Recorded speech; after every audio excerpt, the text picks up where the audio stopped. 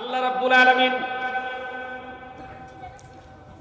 হযরতে মুসা কালিমুল্লাহ আলাইহিস সালাতু ওয়াস সালামকে মুজিজা দান করেছেন। মুসা আলাইহিস সালাতু ওয়াস সালামের যুগে জাদুর খুব প্রভাব ছিল। আল্লাহ রাব্বুল আলামিন হযরতে মুসা কালিমুল্লাহ আলাইহিস সালাতু ওয়াস সালামকে মুজিজা দান করেছেন লাঠি।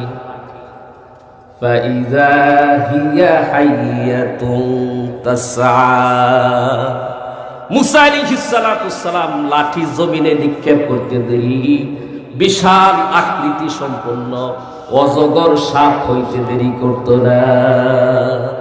আল্লাহু আকবার জোরে বলেন। কিন্তু মুসা আলাইহিস সালাতু ওয়াস সালাম চলে গিয়েছেন, তার লাঠি মুজিজাটাও সাথে চলে গিয়েছে। মুসা আলাইহিস সালাতু ওয়াস সালাম ইন্তেকাল করেছেন, লাঠিও ইন্তেকাল করছে। মুসা আলাইহিস সালাম বিদায়, তার সাথে তার মুজিজা লাঠি বিদায়। এখন মুসা আলাইহিস সালাতু ওয়াস সালামের উম্মতেরা হাজার লক্ষ বছর চেষ্টা করলেও ওই লাঠি দিয়া আর অজগর সাপ বানাইতে পারবে না। পারবে নাকি? পারবে। ঠিক তদ্রূপ ভাবে আল্লাহ রাব্বুল আলামিন হযরত দাউদ আলাইহিস সালাতু ওয়াস সালামকে মুজিজা দান করেছিলেন। আল্লাহ রাব্বুল আলামিন হযরত দাউদ আলাইহিস সালাতু ওয়াস সালামকে এমন সুন্দর একটা কণ্ঠ দান করেছিলেন। দাউদ নবী যখন জাবুর শরীফ তেলাওয়াত করতেন, দাউদ নবীর তেলাওয়াত শুনে আকাশের উড়ন্ত পাখিগুলি তাদের উড়া বন্ধ করে পাশে জড়ো হয়ে আল্লাহর পয়গম্বর দাউদ নবীর জাবুর তেলাওয়াত শুনতে থাকতো। আল্লাহু আকবার।